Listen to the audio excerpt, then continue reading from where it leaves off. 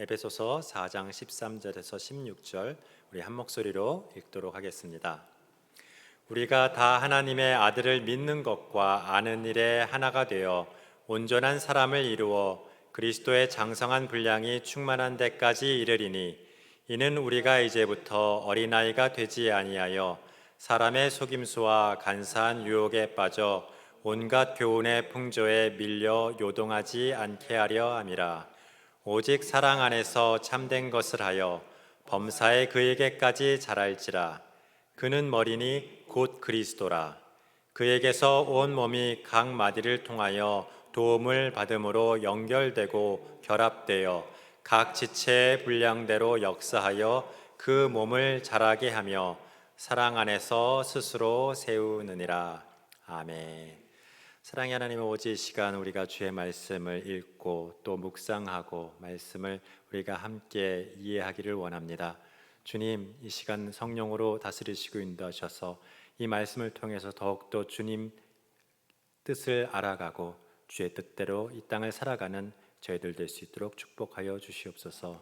예수님 이름으로 기도드립니다. 아멘.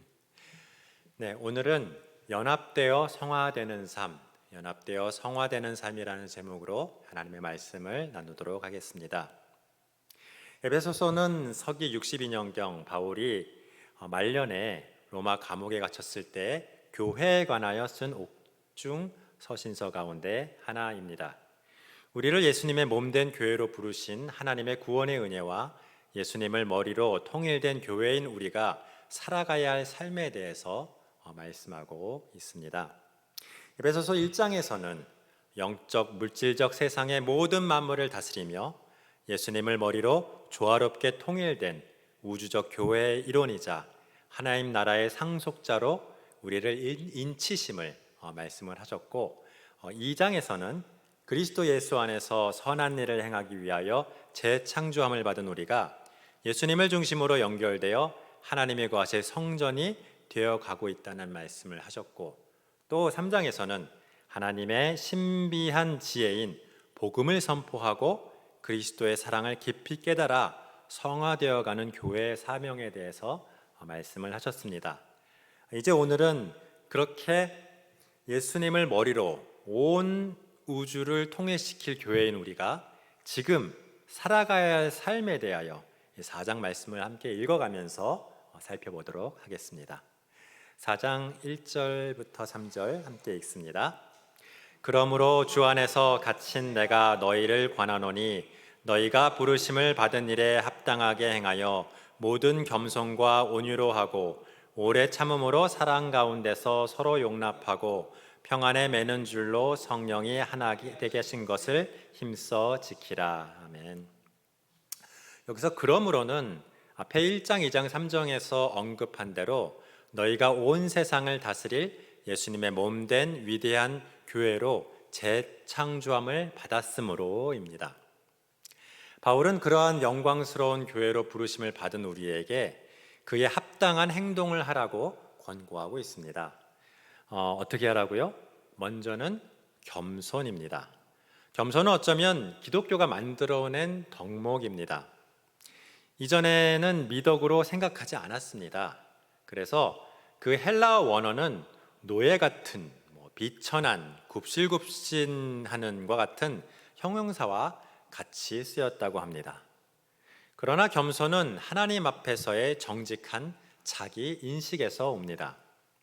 성도라면 거룩하신 하나님 앞에서 이 부족한 자신을 보면 겸손하지 않을 수가 없습니다. 하나님 앞에 겸손하지 못하다면 하나님을 모르는 죄인입니다. 또한 겸손은 빌립보서 2장 3절과 같이 자기보다 남을 낮게 여기는 마음이며 자신을 비워 이 땅에 오셔서 십자가에 죽으신 예수님의 마음이라고 할 수 있겠습니다. 둘째는 온유입니다. 온유는 친절하고 너그럽고 온화하고 정중한 것입니다. 온유는 약한 자가 아닌 강한 자가 자신을 억제하고 조절하는 것이며 따라서 자신의 마땅한 권리를 주장하지 않는 것이라고 합니다. 셋째는 오래 참음입니다. 오래 참음의 원어는 이 불굴의 정신을 말합니다. 이는 패배한 채로는 결코 강화를 맺지 않았던 이 로마인의 완강함을 표현하던 단어라고 합니다. 그러나 성경에서는 복수할 수 있음에도 결코 복수하지 않는 정신을 말합니다. 더 많은 죄인을 구원하시기 위해서 심판을 계속해서 미루시는 이 하나님의 오래 참으심을 본받는 것입니다. 넷째는 사랑입니다.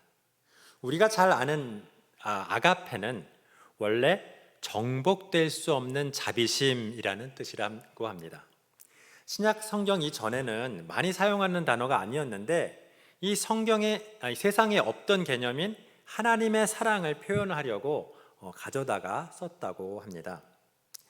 이는 미움이 없어져서 원수도 용서하고 사랑하는 하나님의 무조건적인 사랑을 뜻하는 말이 되었습니다. 우리가 예수님을 믿을 때 부여받은 이러한 네 가지 덕목을 잘 활용하여 너무나 달라서 받아들이기 어려운 지체들까지 서로 용납하라는 말씀입니다.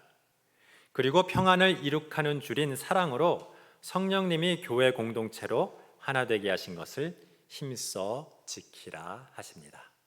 4절부터 또 함께 읽겠습니다. 몸이 하나요 성령도 한 분이시니 이와 같이 너희가 부르심의 한 소망 안에서 부르심을 받았느니라. 주도 한 분이시요 믿음도 하나요 세례도 하나요 하나님도 한 분이시니 곧 만유의 아버지시라. 만유 위에 계시고 만유를 통일하시고 만유 가운데 계시도다. 4절에 몸이 하나라는 말은 그리스도의 몸인 교회가 하나라는 말씀입니다. 그 교회의 일원인 우리는 한 성령을 받았고 같은 주로 모시기에 모두 하나라는 것입니다. 여기서 너희는 유대 성도와 헬라 성도 모두를 말합니다. 그리고 한 소망은 마지막 때에 각자의 구원의 완성과 동시에 온 세상을 회복하는 하나님 나라의 완성도 함께 의미합니다. 5절의 주는 예수님 한 분이시고 믿음은 예수님을 구세주와 주님으로 영접하는 하나의 믿음이며 세례는 예수님을 공적으로 고백하는 하나의 세례입니다. 6절에 하나님은 유일하신 하나님이시며 만유를 창조하신 아버지이십니다. 만유는 보통 세상의 모든 만물을 의미하지만 여기서는 특별히 교회를 의미한다고 합니다. 교회 위에 계시고 교회를 통일하시고 교회 가운데 계신 유일하신 한 분 하나님을 말하고 있습니다. 7절부터 함께 읽겠습니다. 우리 각 사람에게 그리스도의 선물의 분량대로 은혜를 주셨나니 그러므로 이르기를 그가 위로 올라가실 때 사로잡혔던 자를 사로잡으시고 사람들에게 선물을 주셨다 하였도다. 올라가셨다 하였은즉 땅 아래 낮은 곳으로 내리셨던 것이 아니면 무엇이냐. 내리셨던 그가 곧 모든 하늘 위에 오르신 자니 이는 만물을 충만하게 하려 하심이라. 아멘. 7절에 선물을 분량대로 주신 은혜는 구원의 은혜라기보다는 성령의 은사를 말하고 있습니다. 구원의 은혜는 차별이 없지만 성령의 은사는 차별되게 달리 주시기 때문에 분량대로 은혜를 주셨다고 합니다. 은사는 타고난 재능과 달리 거듭날 때 주어지는 것이며 하나님의 사역을 할 수 있도록 주어집니다. 따라서 은사를 받은 사람은 그에 맞게 이 뒤에 11절 이후에 나오는 각종 직분을 맡아 교회를 섬기게 됩니다.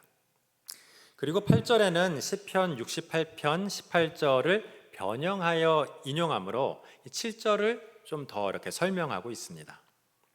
주께서 높은 곳에 오르시며 사로잡은 자들을 취하시고 선물들을 사람들에게 받으시며 반역자들로부터도 받으시니 여호와 하나님이 그들과 함께 계시기 때문이로다. 이게 시편 68편 18절입니다.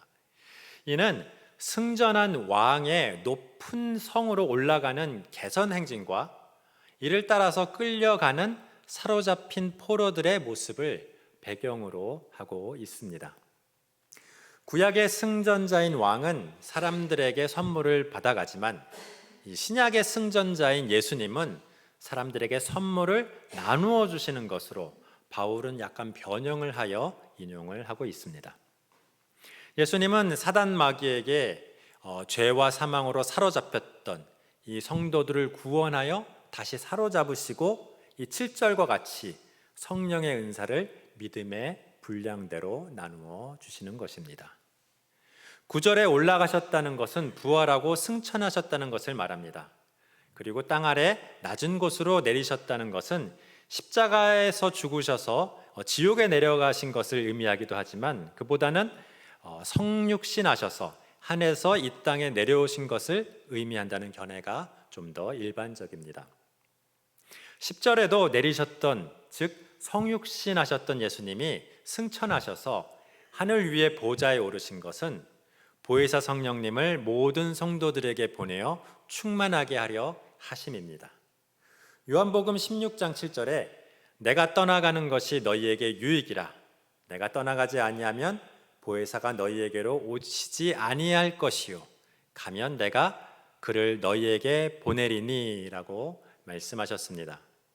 예수님은 육체로 계실 때 수십 명의 제자들과만 함께 있을 수 있는 제한이 있었으나 승천 후에 예수님의 영인 성령으로 모든 성도들과 함께 하실 수 있습니다. 또한 하늘 보좌 위에서 통치하실 뿐 아니라 편재하심으로, 영어로는 omnipresence 하심으로 만물을 충만하게 하시겠다고 말씀하고 있습니다. 한편 이 8절에서 이 사로잡혔던 자들은 사망에 사로잡혀서 죽은 성도의 영혼을 의미한다는 견해도 있습니다. 구약에서 죽은 성도들의 영혼은 땅 아래 수월에 있고 신약에서 죽은 성도의 영혼은 하늘 위에 낙원에 있는데 이 예수님이 승천하실 때 땅 아래 수월에 있던 죽은 성도의 영혼들을 데리고 하늘 위에 낙원으로 오르셨다는 이 매우 흥미로운 견해가 있어서 이것을 좀 잠시 살펴보도록 하겠습니다. 성경은 많은 경우에 이제 점진적으로 계시를 하고 있습니다. 이 창세기 말씀은 족장 시대의 사람들의 수준에 맞게 계시되었고 사무엘서는 이스라엘 왕국 시대에 맞게, 역대기는 이 포로기에 맞게 계시가 되었습니다. 또한 복음서는 예수님 당시 시대에 맞게 계시가 되었고 서신서는 부활 이후에 이 초대교회 상황에 맞게 계시가 되었습니다. 예를 들면 사무엘하 24장 1절에는 여호와께서 다윗을 감동시키사 가서 이스라엘과 유다의 인구를 조사하라라고 되어 있고요.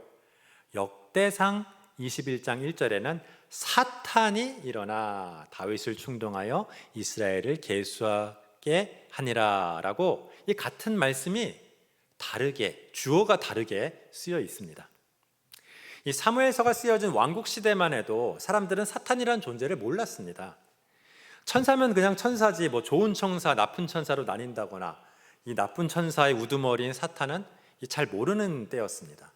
그래서 그냥 하나님이 인구조사를 하게 감동시키셨다라고 기록하고 있습니다. 그러나 사탄의 존재가 잘 알려진 이 포르기에 쓰여진 이 역대상은 하나님이 아닌 사탄이 충동하였다고 기록됩니다. 물론 사탄도 어떤 하나님의 허락 아래서 했겠지만 그 주체를 하나님이 아닌 사탄이라고 어떻게 보면 보다 정확하게 계시를 한 것입니다.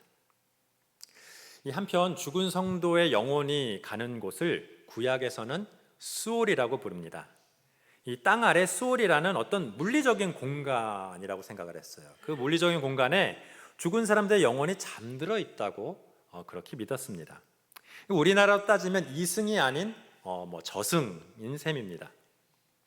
그 당시 세계관에서는 천사와 마귀가 나뉘기 전인 것처럼 천국과 지옥도 나뉘기 전이었기 때문입니다. 따라서 의인이건 죄인이건 죽으면 모두 수올로 갑니다. 그러던 것이 이 복음서인 누가복음 16장 부자 나사로 이야기에서는 수올이 둘로 나눠져 있습니다. 아브라함의 품이라는 장소는 수올에서 의인들이 가는 곳으로 표현되며 이 음부는 수올에서 죄인들이 가는 곳으로 표현이 됩니다. 그리고 그 사이에는 큰 구렁텅이가 있어서 건너갈 수 없다라고 기록됩니다. 이후에 근데 예수님은 십자가의 강도에게 내가 오늘 나와 함께 낙원에 있으리라 하면서 이 예수님이 계신 곳, 그 죽은 의인인 영혼이 영적인 장소인 낙원에 간다라고 말씀을 하고 있는 것입니다. 이것도 점진적인 계시로 본다면 이 마지막에 예수님이 말씀하신 것이 가장 정확한 것이겠죠. 우리가 보통 말하는 천국이라는 것은 상당히 광범위한 말입니다. 낙원은 죽은 영혼이 최후의 심판 때까지 안식하는 어떻게 보면 넓은 의미에서의 천국입니다. 물론 예수님의 사역으로 시작된 이 땅의 천국도 이 낙원과는 다르지만 또 넓은 의미에서 천국이라고 할 수 있죠. 그 천국, 즉 하나님의 나라는 이 땅에서 자라가다가 이제 마지막 때는 완성이 될 것입니다. 그러면 낙원에 있던 성도의 영혼은 육체로 부활하여 그 완성된 천국에서 영원히 살아갈 것입니다. 우리가 영원히 살아갈 그 완성된 천국이 바로 좁은 의미에서의 천국입니다. 그래서 이제 엄밀하게 말하면 이 좁은 의미에서 천국에 들어간 사람은 아직 아무도 없습니다.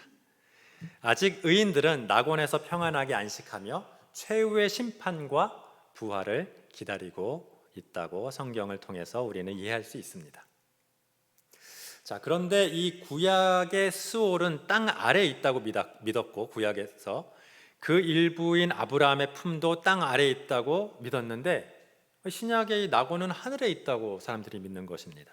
그래서 땅 아래에 있던 아브라함의 품, 즉 구약의 낙원이 예수님의 부활 승천과 함께 하늘로 올라가게 되었다고 해석을 합니다. 그래서 8절에 그가 위로 올라가실 때는 부활 승천하실 때를, 그리고 사로잡혔던 자는 사망에 사로잡혀 스올에 있던 성도들의 영혼을 말하는 것입니다. 그들을 사로잡아서 하늘의 낙원으로 인도하셨다는 말씀으로 해석합니다. 그러면 8절은 땅 아래 스올에 있던 아브라함의 품이라는 낙원의 위치가 하늘로 옮겨진 것을 설명하는 구절이 됩니다. 그러나 이제 이 내용을 굉장히 흥미로운데 또 제 견해를 좀 말씀드리면요, 이 성경에서 이 땅이라고 말하는 곳은 물질적인 장소고요, 저 하늘이라고 부르는 곳은 영적인 장소입니다. 성경에서 땅 아래나 수월도 영적인 장소이지 물리적으로 뭐 지구 중심부에 있는 것은 아니잖아요. 물리적 장소와 영적 장소를 이 구약에서는 뭐 구분을 할 수 없었습니다. 뭐 그땐 당연했겠죠. 근데 이제 신학 시대를 지나 지금 이 과학이 발달되고 천문학도 알게 되고 이런 현대에는 이 성경을 읽으면서 우리가 정확하게 구분을 할 수가 있습니다. 성경에서 이 땅이라고 말하는 곳은 뭐 지표면 지구뿐만이 아니라 화성, 태양, 안드로메다 포함한 모든 물질적인 우주 공간이 이 땅입니다. 성경에서 저 하늘이라고 얘기하는 것은 대기권, 성층권, 그 위에 우주 공간이 아니죠. 그런 것이 아니고 하나님이 계신 다른 차원의 영적인 장소를 말하고 있는 것입니다. 성도가 죽으면 가는 낙원은 물질적인 땅 아래도 아니고 물질적인 하늘 위도 아닙니다. 영적인 존재인 영혼이 머무는 낙원은 물리적인 위치로는 정의할 수 없는 예수님이 계신 영적인 장소라고 우리는 이해할 수 있겠습니다. 따라서 좀 더 나가면 요한계시록 21장에서 하늘에서 거룩한 성 새 예루살렘이 땅으로 내려온다는 의미도 하나님이 계신 영적 공간에서 우리가 사는 물질적 공간으로 천국이 임한다고 이해하는 것이 어떨까 합니다. 성경에서 이 땅이란 지표면을 의미하는 것이 아닌 우리가 사는 물질적인 온 우주를 말하는 것입니다. 따라서 마지막 때 물질적인 육체를 가지고 부활한 성도들이 완성된 하나님의 나라를 이루며 살아갈 이 새 하늘과 새 땅은 낙원과 같은 영적인 공간이 아닌 물질적인 공간이며 성경에서 이 땅이라고 불리는 지금 우리가 살아가고 있는 물질적인 우주에 존재할 것입니다. 네, 여기까지 하고 또 11절 우리 함께 읽고 나누도록 하겠습니다. 그가 어떤 사람은 사도로, 어떤 사람은 선지자로, 어떤 사람은 복음 전하는 자로, 어떤 사람은 목사와 교사로 삼으셨으니 이는 성도를 온전하게 하여 봉사의 일을 하게 하며 그리스도의 몸을 세우려 하심이라. 이를 통해서 우리는 초대교회의 조직과 행정의 모습을 엿볼 수 있습니다. 사도는 보냄을 받은 자라는 뜻의 아포스톨로스를 번역한 말인데 기본적으로는 예수님의 12제자를 말합니다. 그러나 예수님의 승천 후에는 배신한 유다를 대신하여 마띠아를 12사도로 뽑았고 또 바울, 바나바, 또 예수님의 동생 야고보 등도 사도로 인정을 한 것을 우리는 성경에서 볼 수 있습니다. 사도는 부활하신 예수님을 본 부활의 증인이요, 직접 복음 전파의 명령을 받은 사람을 말하며 초대교회에서는 최고의 권위를 가졌습니다. 그러나 그들의 죽음으로 그 직분은 오늘날 소멸되었죠. 또한 여기서 또 선지자라고 부르는 직분은 엘리야나 이사야 같이 구약의 선지자를 말하는 것이 아니라 초대교회에 있던 직분을 말하는 것입니다. 구약의 선지자는 하나님을 대신하여 하나님의 말씀을 왕이나 백성들에게 나아가 대언을 하는 사람을 말합니다. 이는 왕이나 백성들을 대신하여 하나님께 나아가 기도하며 제사를 드리는 제사장과는 정반대 사역을 하는 사람들이었죠. 그러나 영원히 단번에 모든 사람을 위하여 자신을 제물로 드리신 예수님의 십자가 이후에는 제사가 전혀 필요하지 않습니다. 따라서 성경에서 제사장의 직분은 소멸되었습니다. 또 구약의 선지자 또한 이 세례 요한이 마지막이었습니다. 이후에는 성령님이 모든 성도들에게 임하셔서 언제든지 직접 말씀하시기 때문입니다. 여기에서 말하는 신약의 선지자라는 직분은 성령이 충만하여 순회하며 복음을 전하는 오늘날의 부흥강사 같은 직분입니다. 앞일을 말하는 사람이라기보다는 앞장서서 말하는 사람입니다. 미래를 말하는 사람이라기보다는 하나님의 말씀을 대신 말하는, 대언하는 사람입니다. 초대교회에서는 사흘 이상 머물거나 금전을 요구하는 선지자는 거짓 선지자일 가능성이 높다라고 이렇게 경계했다고 합니다. 이제 그러다 보니까 이런 선지자라는 직분이 설 곳이 없어졌고, 이제 바울의 시대가 가고 나서는 이 직분은 초대교회에서 사라지게 되었다고 합니다. 자, 그리고 여기서 복음을 전하는 자가 나오는데, 즉 전도자라고 할 수 있는데 오늘날에는 이 선교사와 같은 분들을 말합니다. 권위 있는 사도는 아니지만 또 성령의 충만을 받아 하나님의 특별한 말씀을 대언하는 선지자도 아니지만 땅끝까지 복음을 전하고 성경을 가르쳤던 초대교회의 직분자들입니다. 이들은 신약 성경에 이름이 나오지 않은 무명의 전도자들이지만 복음 전파의 핵심적인 역할을 했고 오늘날 교회에서도 선교사로서 그 직분이 이어지고 있습니다. 그 다음에 목사와 교사는 이 목사와 교사의 직분이 따로 있는 것이 아니고요, 목사 플러스 교사를 말한다고 합니다. 오늘날 교회에서는 목사와 성경교사가 분리된 직분이지만 초대교회에는 목사 플러스 교사라는 하나의 직분이 있었다고 합니다. 이 목사 플러스 교사는 한 지역교회에 영주하며 성도를 돌보고 예배를 인도하고 성경을 가르치는 직분을 감당했습니다. 오늘날 교회에서는 목사, 신학자, 신학교 교수, 성경교사들로 그 직분이 분화되었습니다. 이 네 가지 직분자들은 성령의 은사를 받아 그 당시 초대교회를 이끄는 교역자들이었습니다. 무형적 교회, 우주적 교회 앞에서 언급했는 것처럼 중요하지만 이 땅에서 보이는 교회 또한 매우 중요합니다. 이들은 이 땅에 보이는 교회를 이끄는 보이는 일꾼들이었습니다. 이들은 교회를 온전케 하기 위해 성도를 온전케 하는 사명을 가지고 있었습니다. 여기서 이제 온전하게라고 번역된 카탈티스모스는 완성하다, 준비하다라는 어원을 가지고 외과 의사들이 이제 어긋난 관절을 다시 맞추거나 어부가 찢어진 그물을 깁는 것을 의미한다고 합니다. 성도의 무언가 부족한 부분을 완전하게 하여 교인답도록 만드는 것을 말하고 있습니다.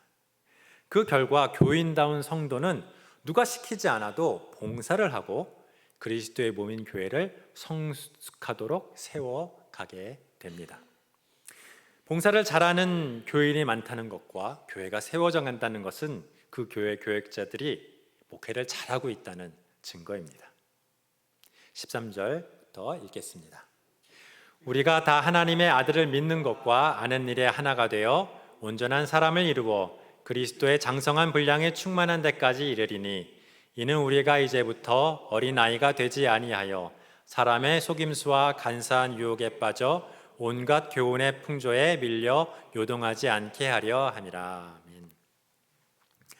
아멘. 교역자들의 사명이요 교회의 목적은 교인들로 온전한 사람이 되게 하는 것입니다. 온전한 사람은 어린아이가 아닌 장성한 사람이요 성숙한 사람을 말합니다. 온전한 사람을 이루기 위해서는 예수님을 믿는 것과 아는 일에 하나가 되어야 합니다. 예수님을 우리를 구원한 구세주와 우리의 삶의 주인으로 영접하고 믿고 아이와 같이 의지해야 합니다. 또한 예수님을 잘 알아야 합니다. 예수님을 주님으로 믿는다면 예수님이 무엇을 좋아하시는지, 무엇을 미워하시는지, 무엇을 추구하시는지 잘 알아야 할 것입니다. 성경을 통해서 잘 알고 그분과 함께 연합되어 또한 살아가야 할 것입니다. 그리고 그 믿는 것과 아는 일에 하나가 되어야 한다고 합니다. 성경을 해석함에 교회 내에서는 다르게 믿고 다르게 알아서는 안 됩니다. 이 성경을 해석함에 다양한 견해는 물론 있을 수 있지만 예수님에 대한 하나의 일치된 믿음과 지식이 있어야 교회가 분열되지 않고 하나가 될 수 있습니다. 교회 교인들이 통일되어야 비로소 온전하여지는 것입니다. 분열된 교회는 아무리 커도 온전치 못하고 분열된 교회는 아무리 성숙해도 온전치 못합니다. 예수님을 믿는 일과 아는 일에 하나가 되어야 온전해지고 비로소 그리스도의 장성한 분량에 충만한 데까지 이르겠다라고 말씀하십니다. 한 사람이 예수님을 믿으면 거듭나고 칭의를 받음으로 구원이 시작됩니다. 그러면 그리스도와 연합하여 신앙적으로나 인격적으로나 성숙해 가는데 이를 성화라고 하며 여기서는 그리스도의 장성한 분량에 충만한 데까지 이르는 것이라고 표현합니다. 이는 그 성도들이 모여 이루는 교회도 마찬가지입니다. 하나님의 구원은 한 사람의 구원이라기보다는 공동체의 구원입니다. 구원받은 하나님의 아들들의 공동체 일원이 되는 것을 구원이라고 할 수도 있습니다. 따라서 교회가 그리스도의 장성한 분량에 충만한 데까지 이르기 위해서는, 즉 교회가 성화되기 위해서는 그 구성원들이 예수님을 믿는 것과 아는 일에 연합되고 하나가 되어야 합니다. 그러면 14절에 어린아이가 되지 아니한다라고 합니다. 성화되어 가면 성숙하게도 된다는 말입니다. 사람의 속임수와 간사한 유혹에 빠져 온갖 교훈과 풍조에 밀려 요동하지 않습니다. 재물에 대한 유혹과 헛된 세속적인 성공에 대한 그런 유혹에 빠지지 않습니다. 성도가 성숙하다는 것은 예수님을 믿고 알게 되면 이 세계관이 변하여 성경적인 판단과 행동을 하게 된다는 말씀입니다. 이는 성령님이 주시는 지혜와 능력을 받아서 살아온 세월이 지속되어서 자신 안에 그리스도가 활발하게 살아있기 때문입니다. 그런 사람을 우리는 진정한 성도요, 세인트라고 부르죠. 15절 읽겠습니다. 오직 사랑 안에서 참된 것을 하여 범사에 그에게까지 자랄지라. 그는 머리니 곧 그리스도라. 그에게서 온몸이 각 마디를 통하여 도움을 받음으로 연결되고 결합되어 각 지체 분량대로 역사하여 그 몸을 자라게 하며 사랑 안에서 스스로 세우느니라. 아멘. 예수님이 교회의 머리라는 의미는 교회의 주인이라는 의미입니다. 세속적 세계관에서는 그 나라의 주인인 왕을 그 나라 백성들이 섬깁니다. 그러나 성경적 세계관에서는 그 나라의 주인인 왕이 그 나라 백성을 섬깁니다. 우리가 교회의 주인이 아니고 예수님이 교회의 주인이고 우리가 섬기는 것이 아니고 주님이 섬기시는 것입니다. 우리는 머리이신 주님을 본받고 그분을 목표로 자라가는 것이 더 중요합니다. 주님이 교회의 목자이며 우리는 그의 양입니다.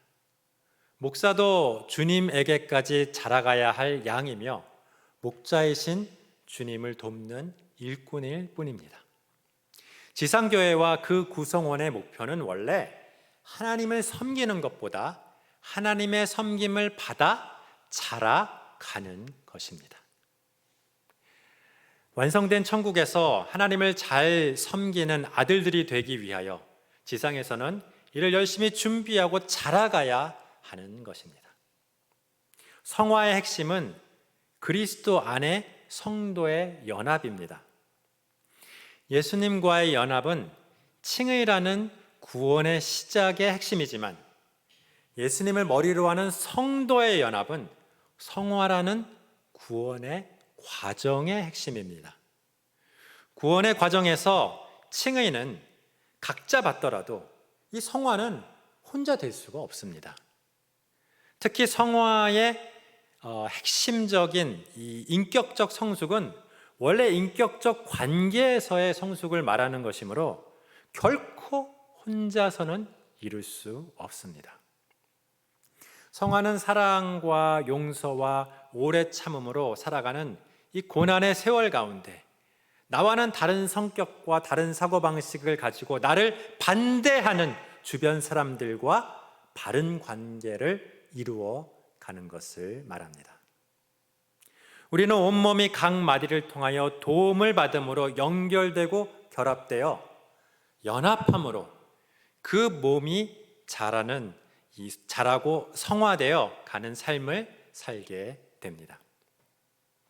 교인들이 때로는 치고받고 싸우더라도 이 성령님의 도우심으로 결국 화해하여 인격적이고 친밀한 관계를 맺어 연합되면 그 몸된 교회는 자라게 됩니다.